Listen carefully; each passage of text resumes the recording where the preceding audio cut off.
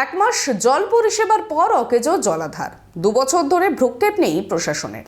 ব্যর্থ তৃণমূল সরকার, আক্রমণ বিরোধীদের, জল কষ্টে রাজনৈতিক তরজা চাঁচলে। জলের অপর নাম জীবন। দুমুঠো খাবার কম খেলেও ক্ষতি নেই, তবে শরীরে জলের চাহিদা কম থাকলে দেখা যায় একাধিক সমস্যা। ঠিক এমনই করুণ দশার মধ্যে দিয়ে দিন কাটাচ্ছে মালদার চাঁচলের গোপালপুর গ্রাম।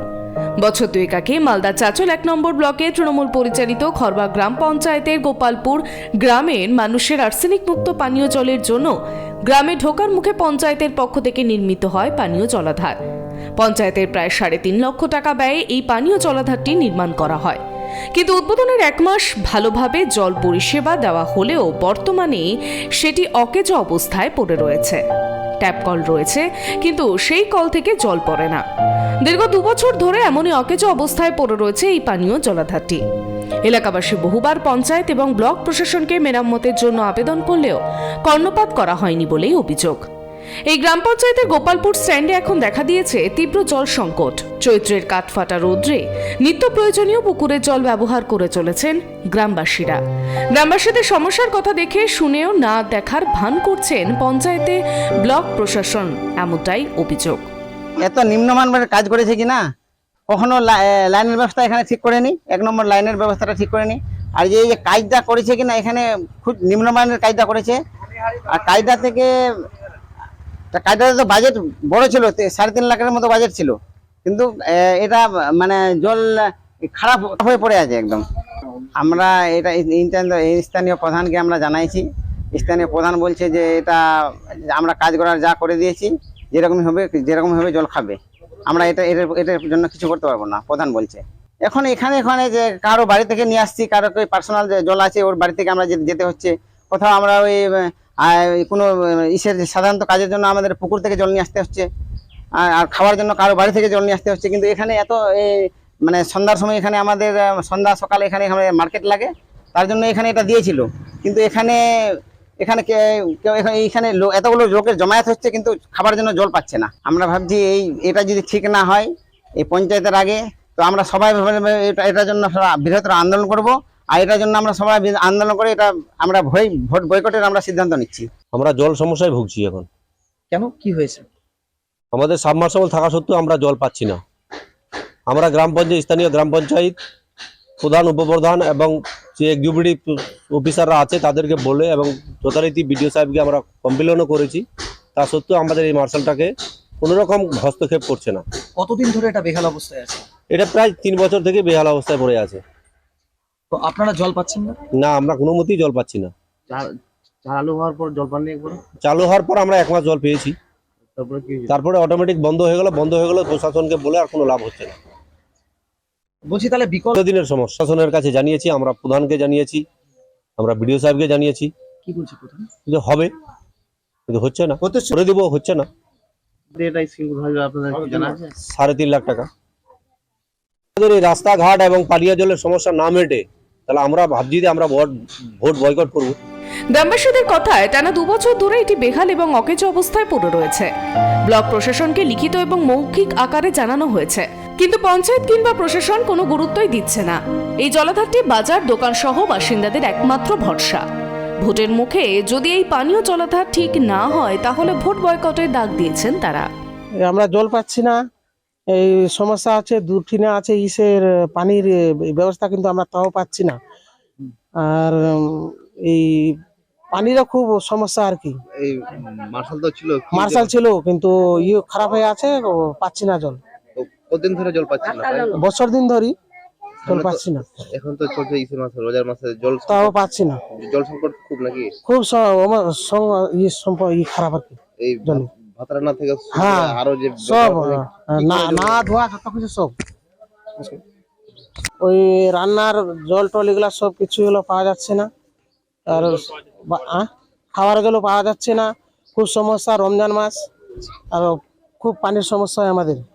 বলছি আমরা দেখতে পেলাম 2টো পানীয় জলাধার তৈরি হয়েছে, কিন্তু আমরা জল পান না, পাই না স্যার।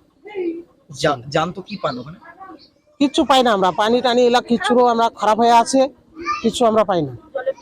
জলের খুব বাচ্চা কাচ্চারা খুব সমস্যায় পড়ে। সব চান টান করা আর কি খুব অসুবিধা। কতদিন ধরে এটা অবস্থা? এই বছর দিন ধরে জানিয়েছেন পঞ্চায়েতকে? হ্যাঁ জানিয়েছি, কিন্তু তো কোনো ই করেনি ওরা। ওরা কিচ্ছু করছে না, ওরা কোনো তালে দিচ্ছে না। ওই,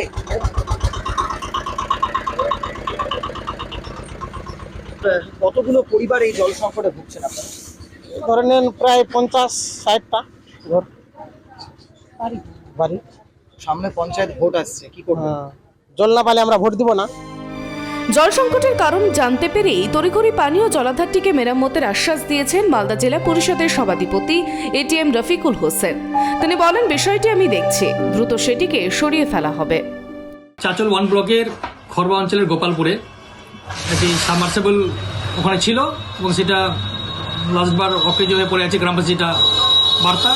তো যাই হোক, এটা আমরা খবর পেয়েছি, আমরা খুব শীঘ্রই দেখছি এবং চাচল 1 ব্লক বিডিও সাহেবের সঙ্গে যোগাযোগ করে কী করে এটাকে মেরামতি করা যায়, কারণ এখন গরমের সময় এখন জলের অভাব হবে, সেটা আমরা খুব রিসেন্ট দেখার তৈরি করার চেষ্টা করছি এবং যেন সেই কাজটা সম্পূর্ণ করা যায় সেটা আমরা দেখছি।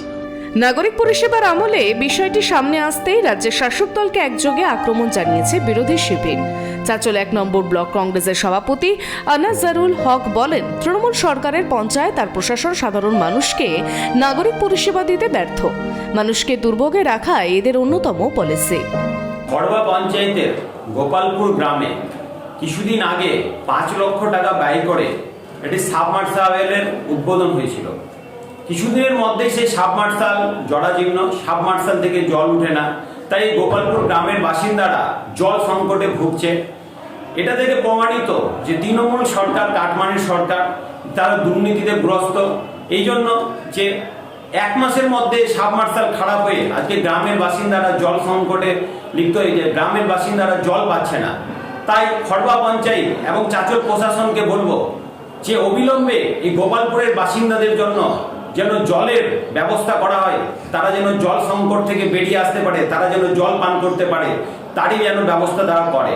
নচেত এই গ্রামের বাসিন্দারা বুঝে যাবে যে তৃণমূল যা করতে চাইছে, তৃণমূলের যারা যে করতে চাইছে, প্রত্যেক মানুষকে তারা বিভ্রান্ত করছে। শুধু কাজের নামে, উন্নয়নের নামে তারা যে ছক চালাচ্ছে, এগুলো উন্নয়ন না, শুধু আয় ওয়াজ ছাড়া আর কিছু না। মানুষের ন্যায্য পাওনার মধ্যে হলো সেটা হলো জল। তো সেখানকার স্থানীয় তৃণমূল পরিচালিত প্রধানের যে পঞ্চায়েত, তো তারা সাধারণ মানুষকে কাজ করতে তাদের ব্যর্থ এবং সেখানকার সাধারণ মানুষের যে ন্যূনতম চাহিদা জল, সেটাও তারা পূরণ করতে পারছে না। এইটা শুধু গোপালপুর নয়, এটা সমস্ত পশ্চিমবাংলার একটা চিত্র এবং সমস্ত এলাকাতে খরার দিনে যে জল সংকট একটা তৈরি হয়েছে, তা কিন্তু একটা নিধন দেখা যাচ্ছে পশ্চিমবাংলার বুকে। তাছাড়াও পাশাপাশি যে সমস্ত স্কিমগুলো যা পূর্বে হয়েছিল, যে জলের ট্যাঙ্কি বানানো হয়েছিল, এই বিধানসভার একাধিক এলাকায় সেগুলো বর্তমানে নষ্ট এবং বাজে অবস্থায় পৌঁছে গেছে, যেগুলোকে রক্ষণাবেক্ষণ স্থানীয় পঞ্চায়েতগুলো করছে না। এই উদাহরণ গোটা বিধানসভাতেই দেখা যাচ্ছে। এই সরকার শুধু কিছু না, একটা ছবির সরকার, মানুষকে শুধু ছবি দেখানোর চেষ্টা করছে, তাছাড়া বাস্তবায়িত কোনো প্রকৃত কাজ হচ্ছে না, সাধারণ মানুষও উপকৃত হচ্ছেন না। অন্যদিকে চাচল 1 নম্বর ব্লকের বিজেপির কো-কনভেনার প্রসেনজিৎ শর্মা বলেন, এই সরকার একটা ছবির সরকার। বিজ্ঞাপন প্রচার ছাড়া এই সরকারের কোনো উন্নয়নমূলক কাজ নেই। মানুষকে যন্ত্রণায় রাখাই এদের একমাত্র লক্ষ্য। চাচল থেকে রুহুল আমিনের রিপোর্ট।